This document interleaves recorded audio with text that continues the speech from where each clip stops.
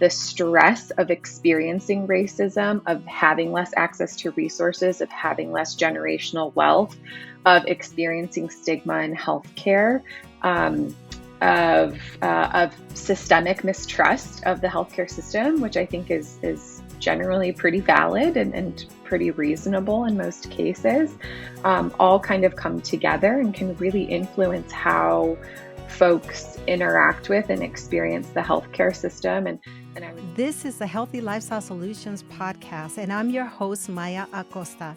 If you're willing to go with me, together we can discover how simple lifestyle choices can help improve our quality of life. Let's get started. Mental health symptoms and disorders are pervasive, accounting for 30% of disability and 20% of years of life lost due to disability in the United States, and resulting in reduced quality of life for millions.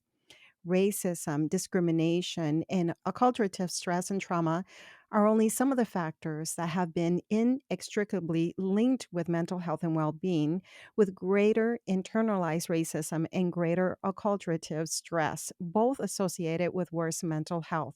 Further, significant gaps in access to culturally tailored and prevention oriented treatment exist and disproportionately affect traditionally marginalized groups. My next guest, Dr. Alyssa Vela, is a health psychologist and assistant professor of surgery and psychiatry and behavioral sciences at Northwestern Feinberg School of Medicine. She's one of the speakers for the upcoming Lifestyle Medicine Conference in Orlando, Florida, and her lecture is titled Leveraging Lifestyle Medicine for Mental Health Equity. As always, the full bio and the links for each of my guests can be found on the website, healthylifestylesolutions.org. And are you following me on Instagram? If not, here is my handle at Maya _HLS _podcast. And I hope that you enjoy this episode. Thank you, Maya. I'm so happy to be here with you today. Yay. Well, I'm happy that you are able to be here to get our listeners excited about what they can expect for anyone who's interested in going to the Lifestyle Medicine Conference. But even if you cannot go to the conference, we're going to learn today a little bit about what you specialize in, or at least what you're passionate about when it comes to health equity. I did say that for us here on the podcast, mental health is such an important topic, but also just in general, health equity, making some of these lifestyle interventions available who people who could not otherwise afford, for example, healthcare. And so the lecture that you're going to give, you have two things going on at the conference, but one of them that really piqued my interest is titled Leveraging Lifestyle Medicine for Mental Health Equity. Would you like to tell us a little bit about that? And then we can talk about yourself and how you got interested in psychology in general. Sure, absolutely. Yeah, I'm really, really excited for November to, fingers crossed, to be back in person. It's just such a rich experience to be face to face and interacting with folks. So I'm really excited to be there and hopefully meet a whole bunch of new people at my talk and just at the conference in general. The background is really that as a clinical health psychologist and based on my training, I have been interested and studied for many years at this point the intersection between physical health and mental health, which most of us know is important, but tends to be a little under attended to. And since getting involved in the lifestyle medicine space, several of us who are trained mental health professionals have really been advocating for the need to think about and include mental health within lifestyle medicine. And how I like to conceptualize it is that mental health and all aspects of lifestyle, all of the pillars as they're known within the American College of Lifestyle Medicine space. So, sleep and diet and physical activity, relationships, stress, substance use, all of those things have a bi-directional relationship with mental health, right? So getting enough sleep can be incredibly supportive of mental health, and poor sleep, insufficient sleep can certainly be a risk factor for mental illness. So I think incorporating mental health across the board is incredibly important. And that sparked some of the work that myself and some of my colleagues and collaborators have done in this space over the past couple of years. And as I continue to get involved and just think about my own work that I'm doing at Northwestern, the courses I'm teaching in diversity and psychological science and practice, I'm also really interested in how can we use this emerging area of lifestyle medicine that is immensely impactful in people's lives and thinking about quality of life to really address the mental health crisis that is happening in the United States and really globally. And while many people are struggling with their mental health, and we've seen huge increases in anxiety and depression and trauma related disorders after COVID and after many of the events of the last couple of years, the murder of George Floyd, shootings, so many things over the course of this time, we tend to see mental illness underdiagnosed and undertreated across the spectrum from depression to eating disorders, so on and so forth, in underserved communities, whether that's under resourced or what's historically been known as minority or minoritized communities, Black or African American communities, Latinx communities, so on and so forth. And so I'm just really excited about starting to have some conversations that are really kind of connecting health equity, mental health equity in particular, lifestyle medicine and lifestyle approaches to care and mental health, and just really starting to move forward to connect all of these concepts and create some change. Absolutely. I'm also happy that we're finally able to be a little bit more open about these things, that Mhm. you hear more and more people comfortably saying, I suffer with anxiety. And what does that mean? And what are the resources that can help Mhm. with anxiety? So, hopefully, we'll address some of those, helping people feel comfortable when it comes to sort of admitting that there's suffering. And you just address that the health crisis, the mental health crisis that we've seen in the last couple of years as a result of the pandemic has really caused many people to go back probably to having more anxiety, more Mhm. depression. Mhm. I wonder if later in the conversation you can speak with us about how we can develop kind of, emotional resiliency, if that is Mhm. the right word for that, how we can begin to cope. What are some of the things that we can do to cope with mental health issues? And you'll talk about that with lifestyle medicine as well, I believe. Mhm. So, can we learn a little bit more about you, Dr. Vela? Why did you choose psychology? What led you towards that path? Sure. So, like so many others, I went to college thinking I was going to go to medical school. That was kind of the game plan since I was a little kid. I always wanted to be a doctor. I was kind of the weird person who didn't mind being in hospitals and medical settings. I was just always really interested in health and well-being. And as I got a little bit older in high school and into my college years, I just became really more interested in lifestyle approaches. I certainly didn't know lifestyle medicine was a thing at that time. And I think it probably didn't have that label back then anyway. But based on my own background as a Latina who grew up with grandparents that navigated the healthcare system without the best English language and without necessarily being able to find Spanish speaking providers or culturally sensitive providers, and having many family members with serious and chronic health conditions, I became increasingly interested in the mental health and physical health connection, or the mind body connection more simply. Um, I took a class in college that was about health psychology, and that just really clicked for me.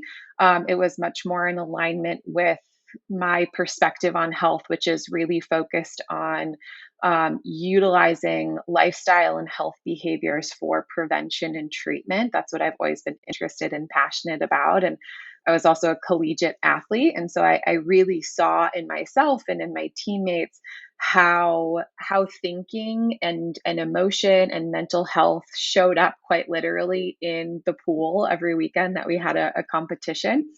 And so throughout college, that just became more and more evident that that was sort of my path and my interest. So I kind of switched gears and decided to pursue health psychology very specifically, with a clinical concentration because I was interested in working with patients, and had the opportunity to interview with Dr. Fari Cashlin, who was at the University of North Carolina at Charlotte at the time, and was really an expert in developing and testing lifestyle interventions for binge eating disorder among Latina women. And meeting with her and hearing about her work, and having the opportunity to work with her just really aligned with my background and my areas of passion. And that's sort of how I ended up in this field. Fascinating that it was in many ways you were always interested in health and wellness, and you wanted to Hmm. be a doctor. And I think I've even heard you explain your degree because there are people that have psychology and a background in psychology that are also medical doctors, and then there are the people that have the PhD. So yours is That's a great question. Most people have no idea what I am and what I do, including, people I work with probably. So not uncommon. Where health psychologists are not super common, unfortunately. So I have a PhD in health psychology. And then I did a clinical concentration, meaning that I did all of the training, the residency, fellowship to become a licensed psychologist.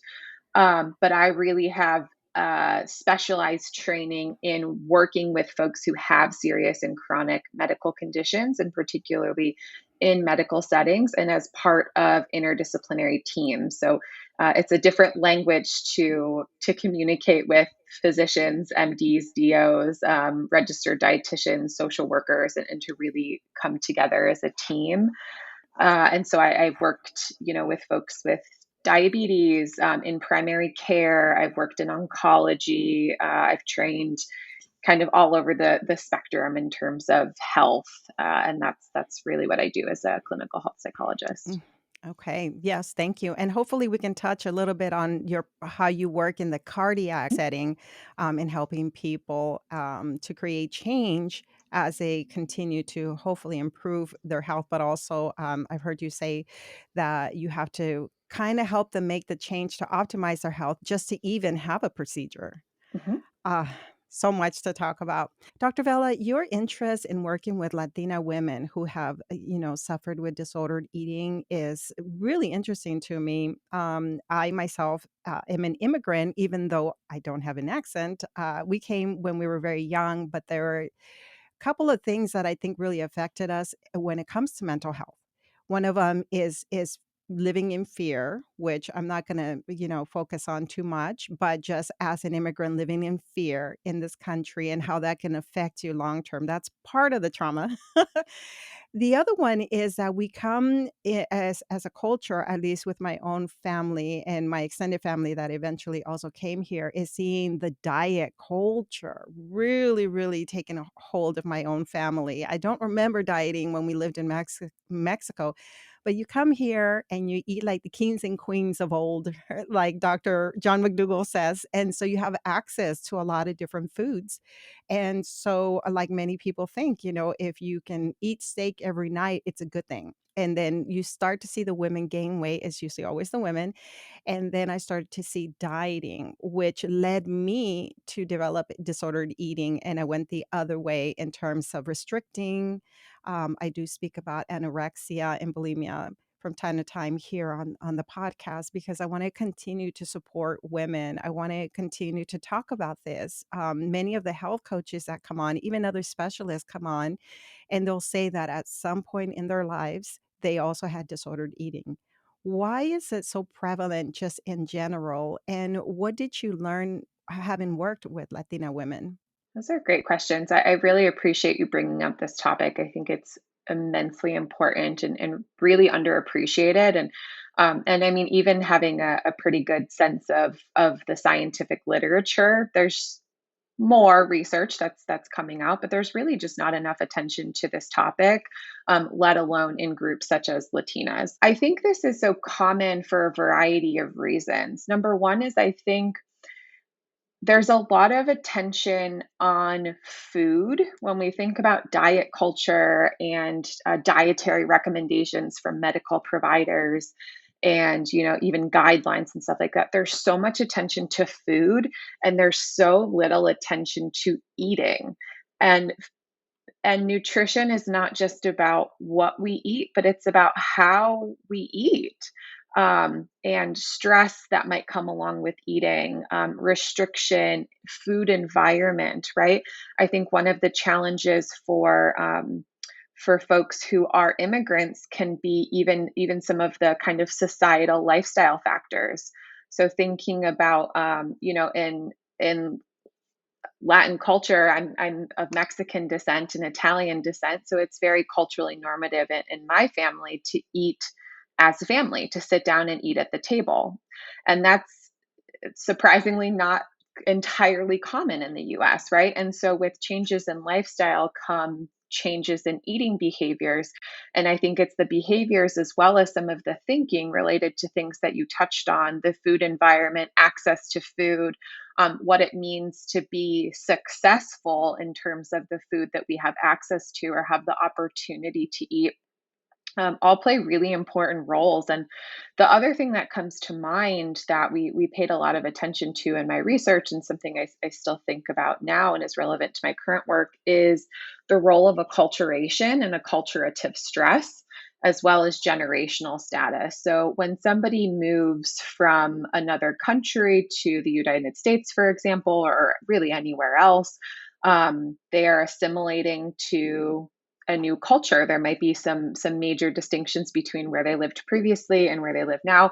That can actually happen, within the United States as well. Somebody might move from Chicago, where I am, to down south, or vice versa, and or from an urban area to a rural area, and vice versa. And so when we are moving from one culture and way of life to another, there's a lot of opportunity for acculturative stress. So the stress that comes around along with those changes, and the internal psychological conflict between maintaining one's original culture and assimilating or adjusting to the new culture. And those things can really come in conflict and cause an immense amount of distress and anxiety and low mood, and be really difficult.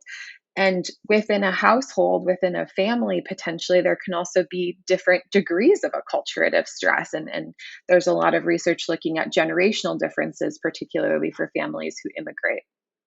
Um, and so, that's kind of the tip of the iceberg. But I think a lot of those things come together and can really influence eating behaviors and how people think about food and feel about food over the course of time and in some of those contexts.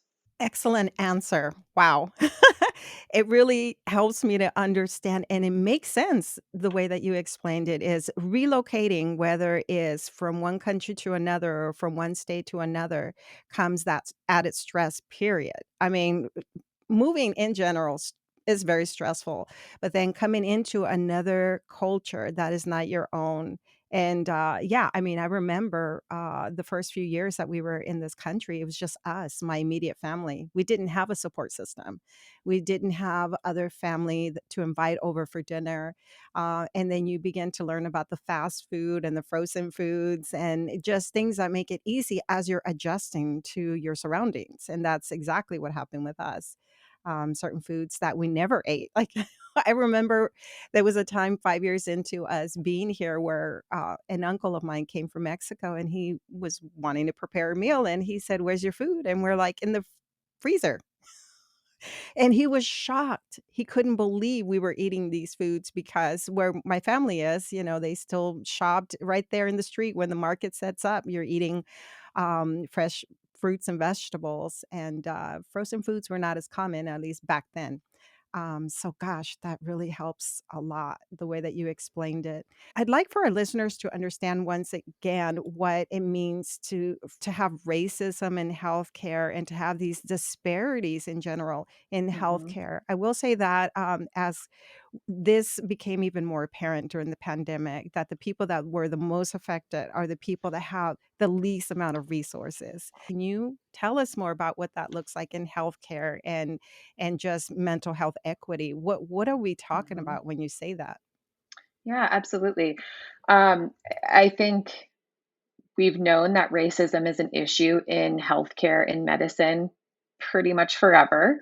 From the foundations, it's actually really interesting to learn about kind of the history of medicine, the particularly fields such as obstetrics and gynecology, and how women were treated and how enslaved women were, inappropriately and really horrifically.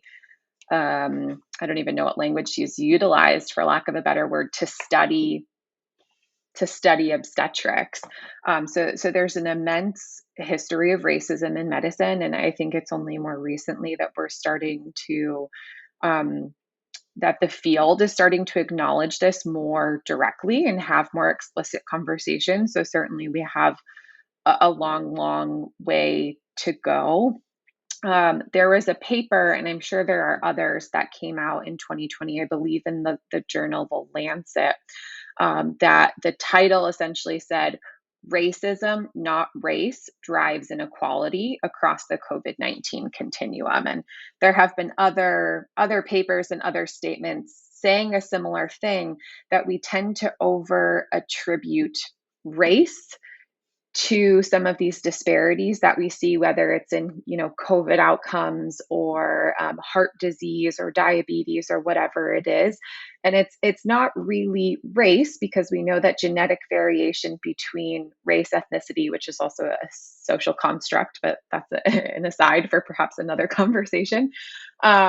That genetic differences are incredibly minimal. So yes, there is some variation in predisposition, but we also know that the stress of experiencing racism, of having less access to resources, of having less generational wealth, of experiencing stigma in healthcare, um, of systemic mistrust of the healthcare system, which I think is generally pretty valid and pretty reasonable in most cases, all kind of come together and can really influence how folks interact with and experience the healthcare system. And I would be remiss not to mention intersectionality, and the work that's really focusing on intersectionality, originating from Kimberly Crenshaw's work, and thinking about how a factor such as an individual factor such as race or ethnicity intersects with other aspects of identity, whether that's gender, which is where the work originated, or sexual orientation, so on and so forth. And that folks who have multiple marginalized identities are even more likely to experience stigma and discrimination in healthcare, and just in general in the world. And we do see that showing up in research. And again, there's more and more work happening in this space, and more research funding, which is really important, but we have so much work to do. And we do continue to see disparities. We've known for decades that Black or African American individuals, women in particular, receive less pain medication than white individuals, particularly white men. And we've known for decades and decades that this happens, and we really haven't seen that change. And we know that that comes from racism and implicit bias, but again, it hasn't really been addressed. And so we continue to see this show up, and that affects outcomes and quality of life and experiences of healthcare systems and relationships with providers, and lifespan, and so much more. It seems like there are so many factors that play a role in people's mental health. So one, like Mhm. you said, is the disparities in general, maybe even not even having access to these resources. But I wonder also just the culture itself, the not being so open. There are families that are not open to that. So how do you outreach? How do you work in trying to provide mental health equity when, say, some people may not be interested? Yeah, I think you're touching on some really important themes here, and absolutely, that's a common concern. And there's certain cultures and certain groups and families that are less inclined to seeking mental health care, less inclined to engaging in treatment. I think I could probably say the same about my own family. So um, maybe that is or isn't why I became a psychologist. Who knows? Um, I think professionally, it's about meeting people where they're at, and I think I have a fortunate opportunity as a health psychologist specifically, and perhaps, thinking back, that's even what sparked my interest in health psych versus kind of more general mental health clinical work is I think it's sometimes easier to come in from the physical health perspective. So I work with folks who have cardiovascular conditions, particularly heart failure. And we know that among populations with cardiovascular disease and again, heart failure in particular, that we have much higher than general population rates of anxiety, of depression. We know that stress, personality characteristics, all of those things can certainly increase risk for cardiovascular events, for cardiovascular disease. And so, I think sometimes it's about coming in from more of that medical side and that physical health side, and appreciating what are people's goals and what are their values, what do they care about, and how can we provide education as a baseline to help people understand that mental health and physical health are intimately related and bi-directional, and that also we have behavioral health, right? So it's not just the mental health, but it's also thinking about lifestyle and behavioral interventions. And many of the interventions that we utilize for physical health are the exact same things that we utilize for mental health: physical activity and dietary changes and stress management. There's a ton of overlap. So I think that's certainly only a small portion of what you're touching on. I think this is a much bigger issue. One of the things we're also seeing more of, and I expect will continue to grow, is primary care mental health integration. So having psychologists and social workers and counselors, other types of trained and licensed mental health professionals who are located within primary care offices, and offering either therapy within that office, but also offering truly integrated care. This is something I did quite a bit as a trainee when I was a resident and then a fellow, where I would see folks before, during, or after their visit with their primary care doctor. I might screen them. We might work on, symptoms of anxiety or quitting smoking, or anything kind of, or disordered eating, anything within that realm. And when it's normalized and not because something's wrong or bad or they're quote unquote crazy, and it's just readily available, just like every other aspect of their care, I think that can be really helpful and important. And I hope and expect that we will continue to shift in that direction and normalize systemically. Exactly. That's an excellent point. It's something that would be wonderful if our primary care physicians had the time to kind of address some of these concerns. You might know Dr. Melissa Mondala. She is in California and she went back to school. She's a primary care physician, but she went back to get some additional training in psychology and mental health. And part of the thing that is that she's very passionate about is screening for depression when she first meets her patients. And that's what you're talking about. That's having the tools for a primary care physician to kind of not only look at the health, because like you said, taking it from a physical health could be the path towards addressing mental health issues, or at least seeing what else is going on with the individual. So yeah, this is excellent. Now, what about, so we talked about like, what if people are not open to these modalities, but let's talk about the individuals that we can outreach to. And this is very important to me in general, not just with the Latinx community, but just in general, outreaching to people. I had an individual, and I'm going to throw this in, it's not related to mental health, but I had an individual who has a foundation in Santa Cruz, and she outreaches to farm worker families who only speak Spanish. And she fundraises to provide Community RX, which is an educational program about eating plant based foods. And one of the things that she did, she reached out to me to see if I knew any Spanish speaking chefs or people trained in the field of nutrition. And then, so she brought Spanish speaking experts with culturally appropriate recipes and really just started outreaching to the Spanish speaking community. And what I said at the end of that episode is, if you're in a situation where you have limited resources, which also probably means limited access, not knowing where you can obtain this information, but you're dealing with health issues and you have someone to come who's coming to you and providing these resources, it's like a wonderful thing, but not everybody does that. How do we teach this to people who are interested and at the same time have limited resources?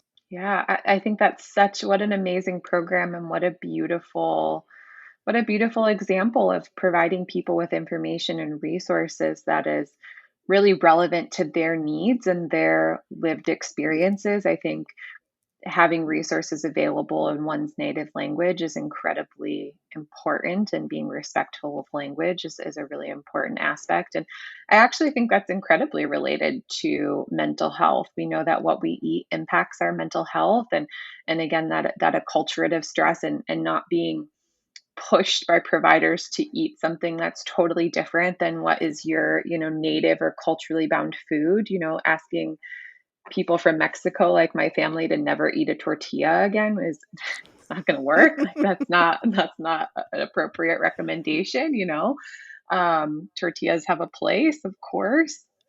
And so I think that's really interesting and just really exciting to hear about.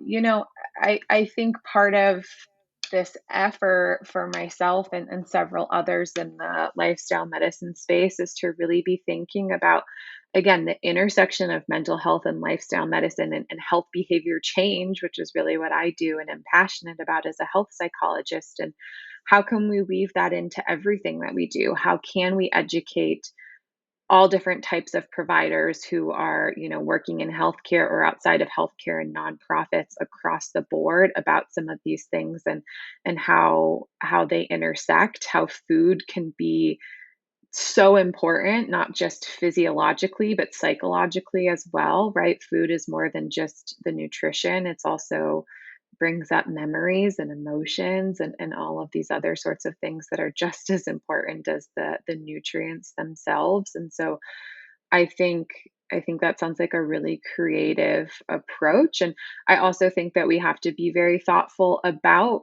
social determinants of health and resources and barriers and all of these things as we're developing programs. And I think that's where some of the cultural sensitivity or cultural humility or even adaptation comes into play, is being really aware of that. And then thinking about, again, how can we make recommendations that are thoughtful and sensitive? So the example I always like to give when people say that plant predominant eating is too expensive, because I think sometimes the conception is a very like whole foods, high end sort of approach to eating, is that beans are really good for you. They have lots of fiber, they will fill you up, they have protein, and they're super affordable, right? And most cultures eat some type of bean or legume or something like that. So it's about figuring out what those things are and then getting people excited. And this is a very long-winded answer, but I think the last thing I'll add that I haven't touched on that I think a lot about is that part of helping people change their lifestyle or their health behaviors is getting a sense of their why. Maybe I did mention this earlier. Their values, what do they care about? People don't make changes because somebody else told them to or for no reason whatsoever. And if you start to make a change for an unclear or unsolid reason, like it's probably not going to stick. It's probably not going to go super well or be able to be maintained. So, having that sense of why, what drives people, what is important to an individual or community is immensely important when we're thinking about both individual and systemic lifestyle changes. People don't make a change until they have a health crisis, unfortunately. And so, in you work, then at cardiac rehab, you work with patients who kind of have, it sounds like, advanced chronic disease. Can you paint a picture for us of what that looks like? We touched a little bit about how you sort of prepare them to make those changes so that they can be ready for a procedure. What exactly does that look like? Yeah, so I actually work in cardiac surgery. So I'm kind of on the front end of, yeah, where people might even get to rehab and then hopefully continue to focus on that rehabilitation process physically. So let me make that distinction. Thank you, because in my mind, and I'm glad you bring it up, this is very important. When I think of cardiac rehab, I think of a team based approach outside of, Mhm. like you said, in a separate setting. So the Yep. individual may or may not have had procedures, but probably has chronic disease. That individual is supported by a physician, a dietitian, perhaps an Hmm. exercise physiologist, depending on the setting, maybe a registered nurse Hmm. in different modalities, so that, and the programs could be extended, I don't know how many weeks, Hmm. but the person is learning how to implement lifestyle medicine into their lives by exercising, by eating healthier. Sometimes, like in cardiac rehab, they offer food demos. Hmm. So there, this setting supports the individual towards making changes that hopefully are sustained throughout their life. So that's what I was thinking in my Yeah. mind. What does cardiac surgery look like? Sure. And I would just add that I think you're describing best case scenario cardiac rehab, like the Ornish program, for example. I don't think, unfortunately, all cardiac rehab is like that. I think most cardiac rehab is really focused on that physical rehabilitation after surgery or after a cardiac event. There are certainly, I have several health psychologist colleagues that work or do research in cardiac rehab, doing mental health and lifestyle intervention work. Unfortunately, I don't think that's normal or typical, if you will.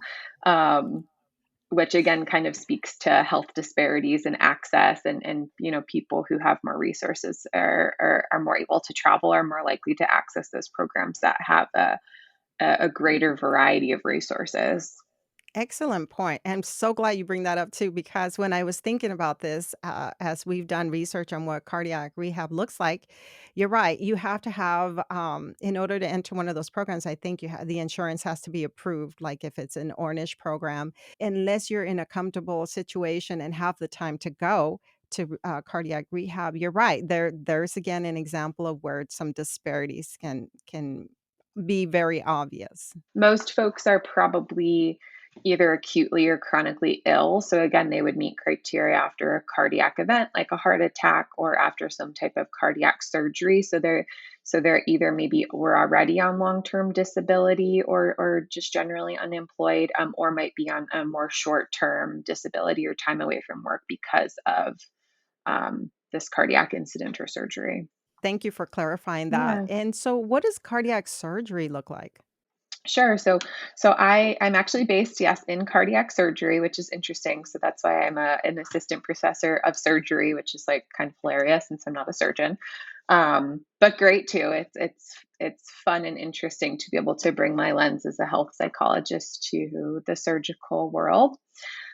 So I clinically primarily work with the advanced heart failure team at this time. I do a whole bunch of different things, mostly on the inpatient side in the hospital, some outpatient as well.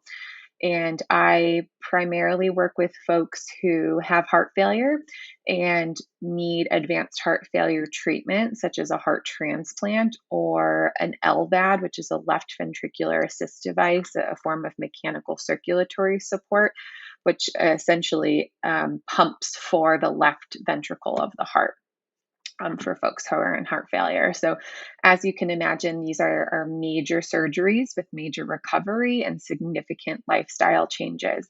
And so, in the process of meeting with people to assess some of the psychosocial factors that can set them up for success or be detrimental to their success after surgery, I am really focusing on really the whole spectrum of lifestyle medicine or the pillars. So, social support, what they're eating, how active they are, extensive mental health history, how they handle stress, how they cope. A lot of these folks are in the hospital for weeks to months. So, their ability to cope with stress is really important. Social support is actually a requirement to move forward with any of these types of treatments.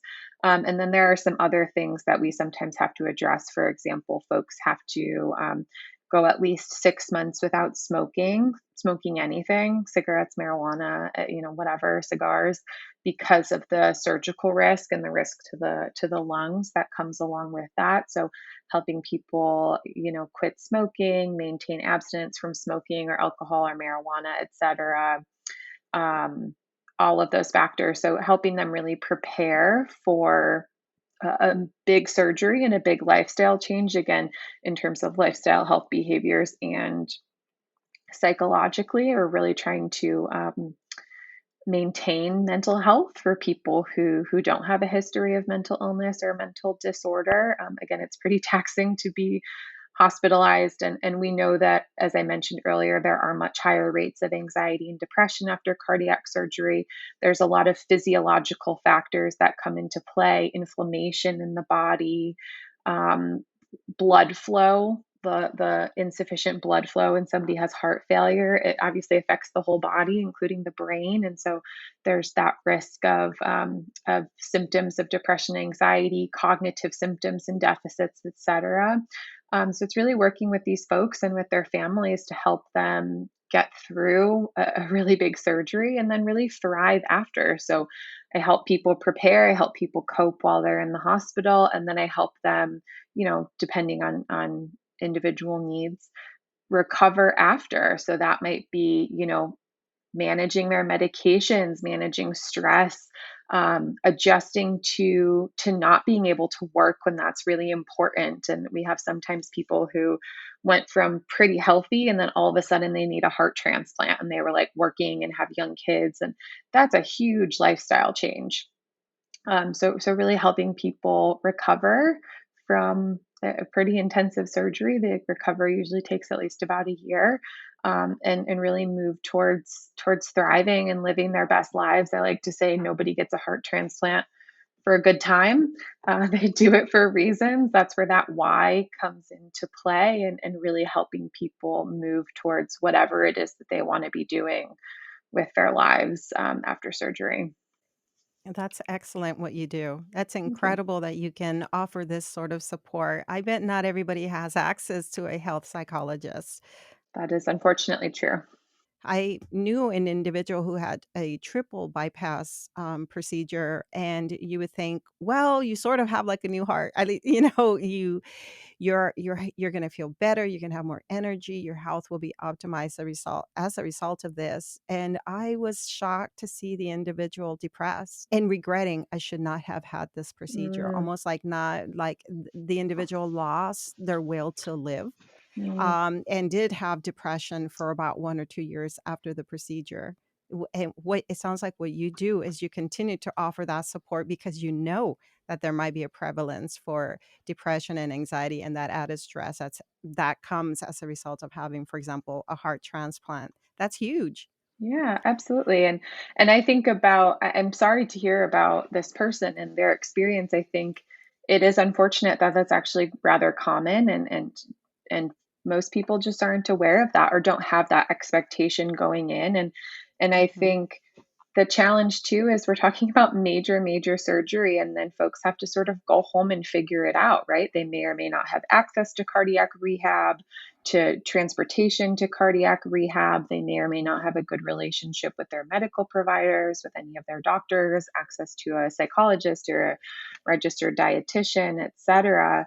And as we think about these lifestyle pieces too, right? You'd think if somebody needs a triple bypass, there'd be a lot of attention to diet and thinking about how they can address their diet and their eating behaviors to really support their quality of life and well-being post-operatively and long term. And again, I think oftentimes the time and attention and resources aren't there to really intensely think about lifestyle and mental health. I guess that's why, in many ways, we try to work on the preventative end of all of this. I think you said a little while ago that you support the individual, but also families. Yeah, absolutely. And what you're sharing also makes me think about almost a sort of learned helplessness mindset that I think sometimes comes with chronic health conditions. And I'm like you, very interested in primary and secondary prevention of cardiometabolic health, which is cardiovascular disease, um, weight, diabetes, and kind of how those all come together. So, blood sugar, body habitus, et cetera. I just that's really, really interesting and important to me. And secondary prevention is really the prevention of complications related to a condition. So, if somebody is just diagnosed with diabetes, type 2 diabetes, for example, what can we do to support them to improve their blood glucose stability so that they don't end up with retinopathy or neuropathy or et cetera, cardiovascular disease, all of those sorts of things. And I think unfortunately there's a lot of misconception, and we see this clinically and in the research, even more commonly among certain groups and populations, particularly Black and Latino families, that there's this kind of belief of, well, everybody in my family has diabetes, everybody in my family has heart disease, like it's inevitable for me. And we know that while there is absolutely genetic risk, that lifestyle really accounts for about 70 to 80% of things. And so I think it's unfortunate, this misconception that we have no control over our outcomes when we actually have a lot of control. And I think kind of taking back the power and empowering ourselves to focus on what we can control instead of feeling entirely helpless. Though there are certainly factors and degrees of this outside of our control is really important, and important intergenerationally too, right? So if we're thinking about making changes that can impact our children and our parents and vice versa, and there's just a really important opportunity to think about quality of life and outcomes over the course of multiple generations. Yes, yes. Oh, excellent information. Going back to the conference and the lecture that you'll provide is really touching on these topics that we've been speaking about. So, leveraging lifestyle medicine for mental health equity. Mhm. I plan on attending that lecture. Oh, good. I look Um, forward to meeting in yeah. person. And I want to remind our listeners that, specialists, healthcare professionals attend these conferences, the Lifestyle Mhm. Medicine Conference. And so the goal is what you're doing with your lecture is educating other specialists, other individuals that work closely with patients on understanding what mental health equity looks like. Yep. And is there anything else you'd like to tell us about that lecture that you'll be giving? Yeah, I mean, I think we've talked about a lot that really falls within that. I guess I would go back to what I shared at the beginning, that I think we need to be paying more attention and having more conversations, both in the medical community and in the general population, about the relationship between mental health and physical health. And I'm so excited about the field of lifestyle medicine and the growth of the field. And as a psychologist, I think lifestyle medicine and health psych or behavioral medicine are they overlap quite a bit. And I think there have been a lot of folks in the behavioral medicine space doing this type of work for decades and decades. And it's so exciting to see and hear other medical professionals doing this work too and having similar thinking. And that just makes me so excited for the opportunities to continue to grow. And as you had touched on earlier, Maya, provide access and improve equity just in terms of access to care and in a variety of levels. And so I really just want to emphasize how mental health and lifestyle are connected, and how we can use this opportunity of the growth of lifestyle medicine to really move the needle when it comes to mental health in a really thoughtful and sensitive way, and using, again, a lot of the same approaches and attention to these lifestyle factors to support mental health and as you can probably tell, just quality of life, and people living the lives that they want to live in a way that's important to them, which is sort of my MO, if you will. Yes. I think your field is so important, and we need more individuals as health psychologists trained in lifestyle medicine. And I'm just so honored and excited, and I can't wait to meet you in person. Thank you. Same to you. Do you have, just for our listeners who may not attend the conference, Mhm. but may want to know a couple of things that they can do to improve their mental health? Yeah. I mean, so much. There's, so many of these resources and approaches are free and accessible and sort of the low-hanging fruit. So I think as I touched on the first and foremost thing is always figuring out what's important to you. What are your values? What do you care about? And trying to figure out, am I living in a way that is consistent with these values and what I care about, right? Am I eating? Am I exercising? Am I taking care of myself in a way that aligns with what I care about, showing up as a spouse or as a clinician or whatever else, a family member, a sister, all of those sorts of things. So I think just spending some time reflecting on that can be really, really useful. um, they say exercise is the best medicine, and that is true for mental health just as it is for physical health. So activity can make a huge, huge impact in mental health, even in a very quick sort of way.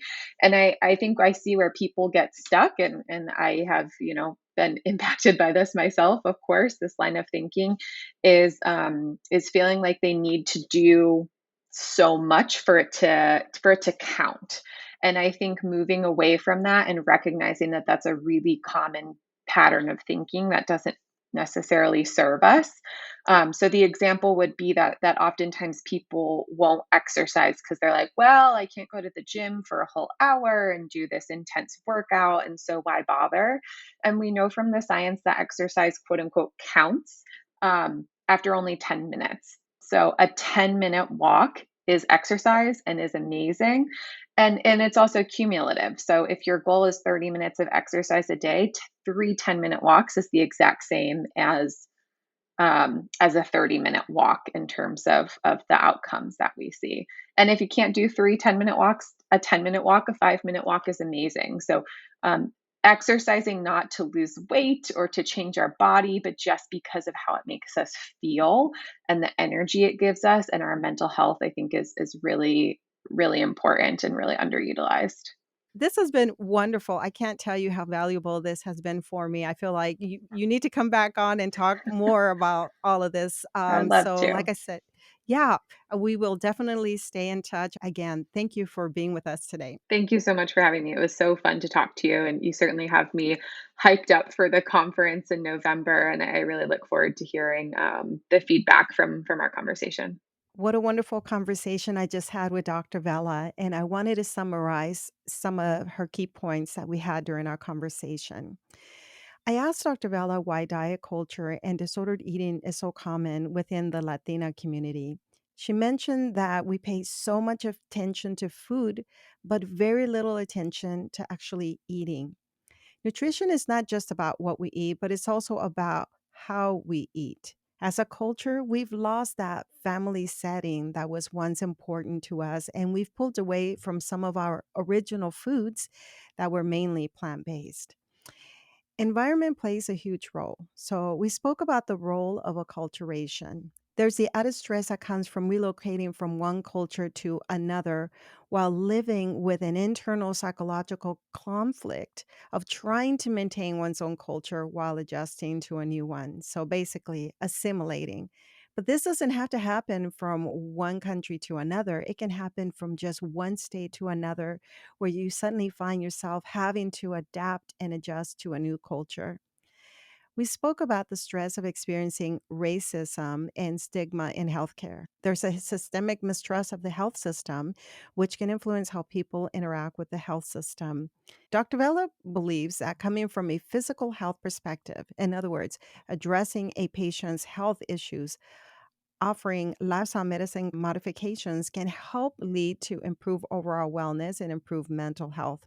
When patients discover what is truly valuable to them, they are more likely to make long term changes.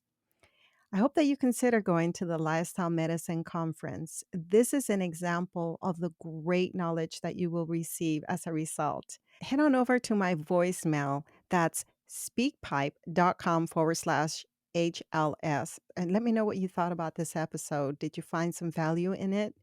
Have you ever faced systemic racism? please let me know. You've been listening to the Healthy Lifestyle Solutions podcast with your host, Maya Acosta. If you've enjoyed this podcast, do us a favor and share with one friend who can benefit from this episode. Feel free to leave an honest review as well at ratethispodcast.com/HLS. This helps us to spread our message. And as always, thank you for being a listener.